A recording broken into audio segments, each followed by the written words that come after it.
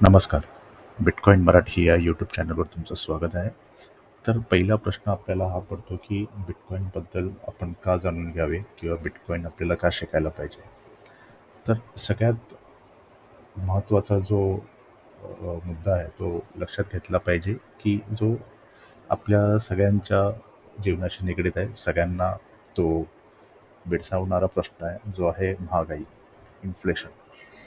तर इन्फ्लेशनबद्दल साधारण आपल्या मनात भावना जी येते, की अ, जे रोजच्या जीवनाच्या वस्तू आहेत, घराचं भाडं आहे, ते आणि बाकीचे जे आपले खर्च आहेत, ते दरवर्षी वाढत राहतात.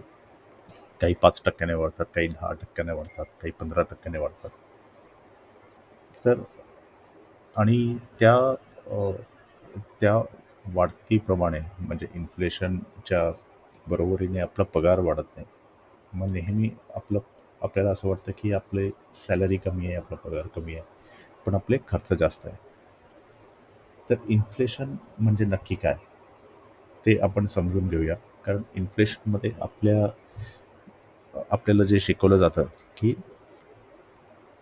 रोजच्या जीवनातल्या ज्या वस्तू आहेत, त्या महाग तर दरवर्षी होतच असतात आणि ते आपण गृहीत धरतो, की ते सामान्य एक गोष्ट आहे, ती होतच असते.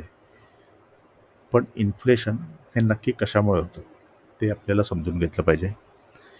तर इन्फ्लेशन जे आहे, हे गव्हर्नमेंट जेव्हा नवीन पैसे छापते, नवीन जेव्हा पैसे क्रिएट करते, त्यामुळे अ, आपल्या जे रोजच्या जीवनातल्या ज्या वस्तू आहेत, त्याची प्राईस वाढते, ज्याला आपण इन्फ्लेशन म्हणतो. आता हे कसं होतं, तर आपण एक उदाहरण घेऊया, की जर समजा मार्केटमध्ये फक्त ₹100 आहेत. टोटल एक मार्केट आहे, त्याच्यामध्ये फक्त ₹100 आहेत आणि ₹100 आपल्याला काही वस्तू भेटतात. मग प्रत्येक जो रुपया आहे, तो त्या वस्तूंसाठी कम्पीट करतोय. पण जेव्हा गव्हर्नमेंट किंवा कुठलाही माणूस अजून ₹100 त्या इकॉनॉमीमध्ये टाकतो, मग पैशाची सप्लाय वाढली आहे मार्केटमध्ये, पण तेवढे गुड्स वाढलेले नाही आहेत.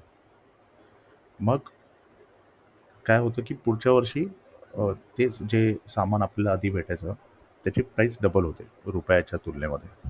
कारण पैशाची सप्लाय वाढली.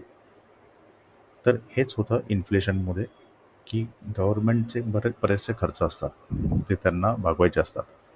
आता गव्हर्नमेंटकडे पॉवर आहे, की ते नवीन पैसे क्रिएट करू शकतात आणि ते करतातही. आणि ते जेवढे पैसे क्रिएट करून मार्केटमध्ये सप्लाय करतात, त्याचा डायरेक्ट रिझल्ट आहे, की इन्फ्लेशन वाढतो.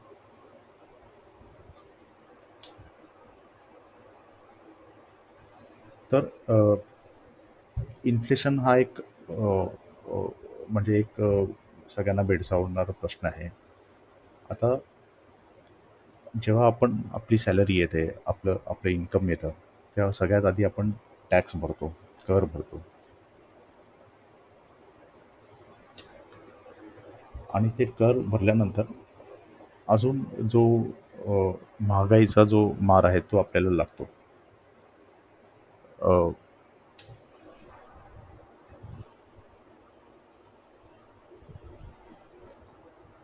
महागाई हा एक मुका मारसारखा आहे, एक सायलेंट टॅक्स सारखा आहे. आता जेव्हा आपली सॅलरी येते, तेव्हा आपण इन्कम टॅक्स भरतो, जे साधारण ते 10% ते 20% असतं आपल्या सॅलरीच्या.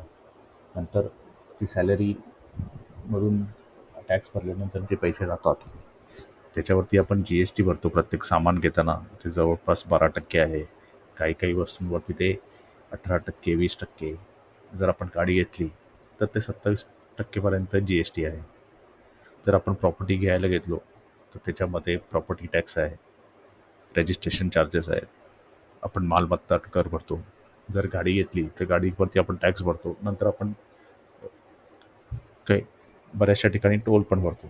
तर हे सगळे टॅक्सेस आपल्याकडून घेतले जातात आणि ह्याच्यावरती महागाई आहेच. ते सगळं झाल्यानंतर महागाई आहेच. मग जवळपास 40% ते 50% किंवा जर सॅलरी अजून जास्त असेल, चांगली असेल तर 60% पण आपण टॅक्स भरतो गव्हर्नमेंटला. तर जो महागाई आहे त्याच्यापासून वाचवण्यासाठी आपल्याकडे काय पर्याय आहेत जे आपण वापरू शकतो. तर आत्ताचे पर्याय जे आपण आता वापरतो ते आपण आहे सोन्यामध्ये आपण इन्व्हेस्ट करतो, आपण प्रॉपर्टी घेतो, मालमत्तेत इन्व्हेस्ट करतो, शेअर मार्केटमध्ये आपण इन्व्हेस्ट करतो. तर बिटकॉईन पण ह्याच्यातला एक चांगला पर्याय म्हणून आता सगळ्यांसमोर उपलब्ध आहे. जसं बिटकॉईनची सप्लाय ही आपण मागच्या व्हिडिओजमध्ये जशी जाणून घेतली की 21 मिलियन एवढी सप्लाय आहे. तर बिटकॉईनची सप्लाय कोणीही वाढवू नाही शकत. जशी गव्हर्नमेंट पैशाची सप्लाय वाढवते तशी बिटकॉईनची सप्लाय वाढवता येत नाही आणि ती लिमिटेड सप्लाय असल्यामुळे ते महागाईच्या महागाई त्याला महागाईपासून आपल्याला वाचवतो. तर नक्कीच बिटकॉईन ह्यासाठी पण अजून बऱ्याचशा गोष्टी आहेत ज्या बिटकॉईनमध्ये आपण बिटकॉईन ची व्हॅल्यू आहे त्यात हा आपल्याला महागाईपासून तो वाचवणारा एक चांगला पर्याय म्हणून तुम्ही ह्याच्याकडे बघू शकता. थँक्यू.